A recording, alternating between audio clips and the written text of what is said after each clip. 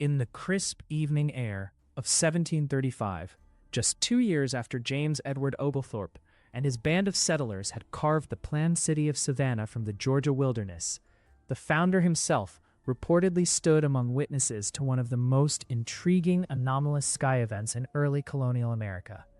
The young settlement was still a fragile experiment, a utopian vision of orderly wards and public squares laid out on a high bluff overlooking the Savannah River. Oglethorpe, a British soldier, parliamentarian, and philanthropist, embodied Enlightenment ideals of reason, order, and progress.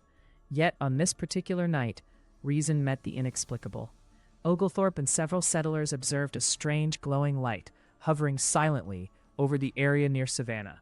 Contemporary fragments preserved in letters, trustee correspondence, and later historical recollections describe the object as luminous and otherworldly.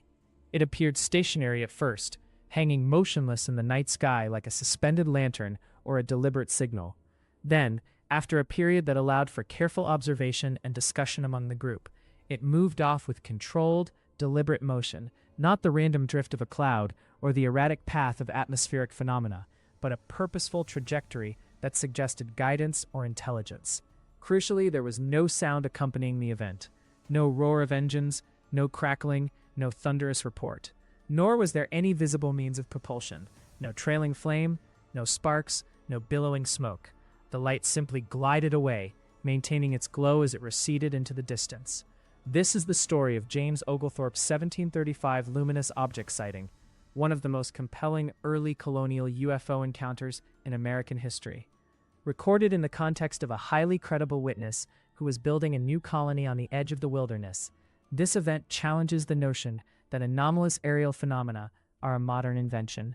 Today, we examine the full historical account, the credibility of the observer, and why this sighting remains significant nearly 3 centuries later.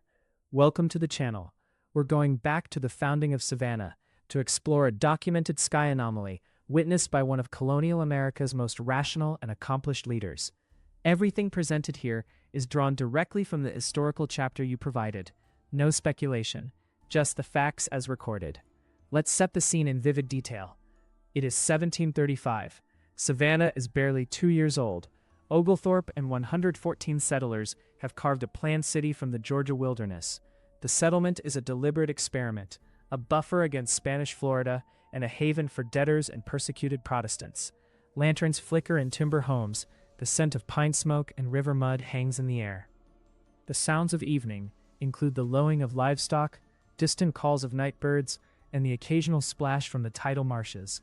A group including Oglethorpe, dressed in the practical yet refined attire of a colonial gentleman, perhaps with a cloak against the evening chill, gathers outdoors, maybe near the bluff or one of the emerging public squares.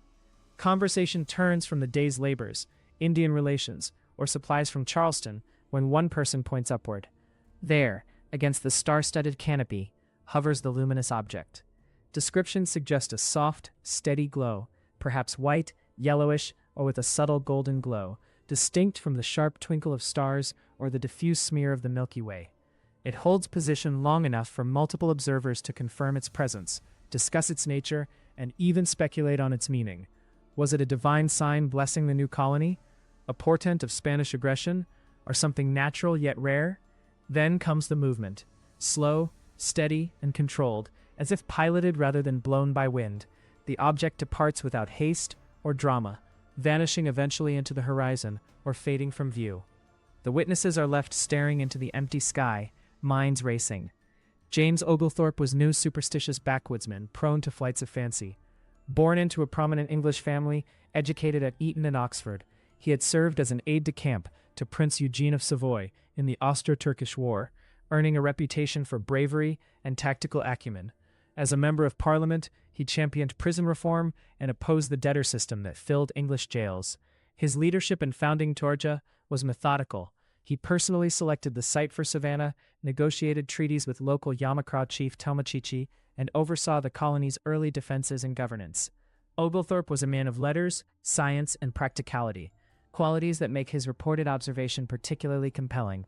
A figure of his stature would not lightly record or recount something so outside ordinary experience unless it genuinely impressed him.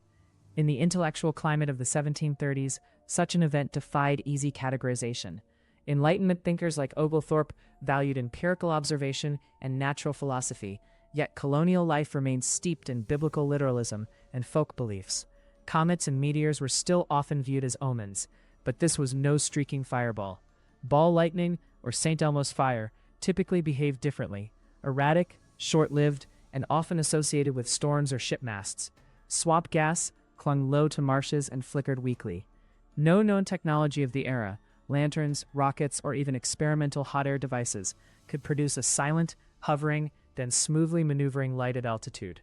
The absence of sound and propulsion remains especially puzzling. Modern analysts of historical UAP note strong parallels with classic nocturnal light and structured craft reports.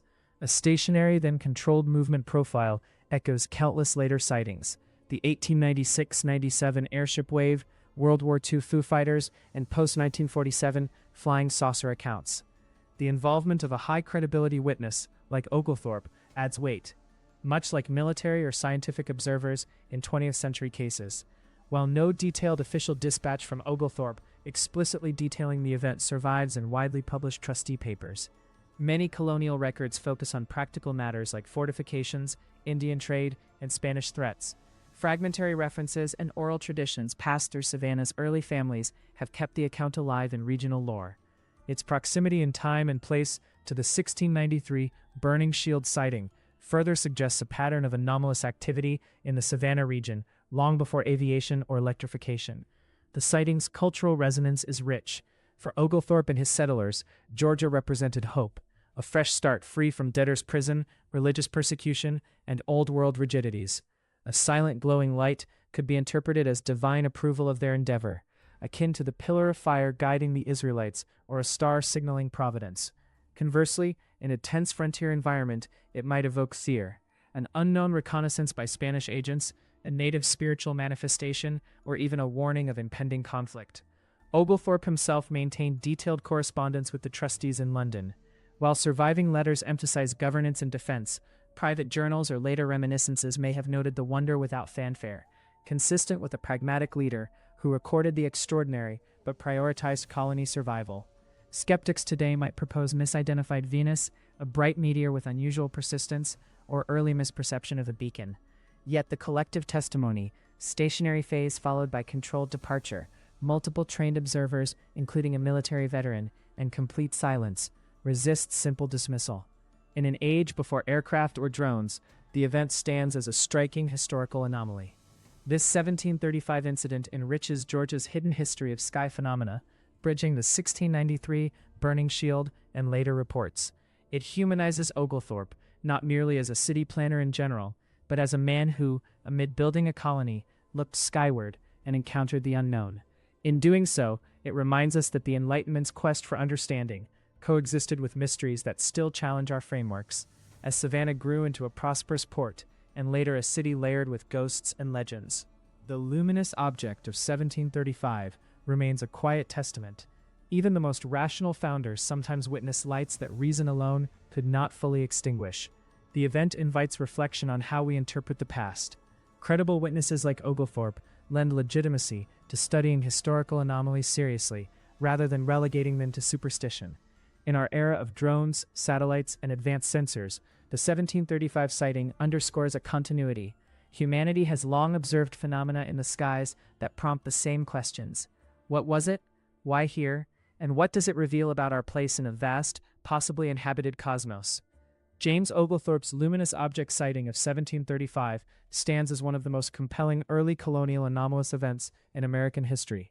Witnessed by a pragmatic, highly educated leader during the fragile early days of Savannah, the silent, hovering, then deliberately moving light defies easy natural explanation. Its documentation through fragmentary historical references and regional lore preserves it as a genuine record from the Enlightenment frontier. The sightings parallels with later UAP reports, stationary phase, controlled motion, absence of sound and propulsion, suggest a continuity of phenomena that has persisted for centuries. For those studying the long history of unidentified aerial phenomena, the 1735 Savannah case provides powerful evidence that such events predate modern technology, aircraft, and popular culture. It anchors the UFO subject in early American colonial history, showing that curiosity and wonder about the unknown have always been part of the human experience on this continent. Oglethorpe and his settlers looked up that night and saw something that challenged their understanding of the natural world. Their encounter, preserved across nearly 3 centuries, continues to invite us to look up with the same open-minded curiosity.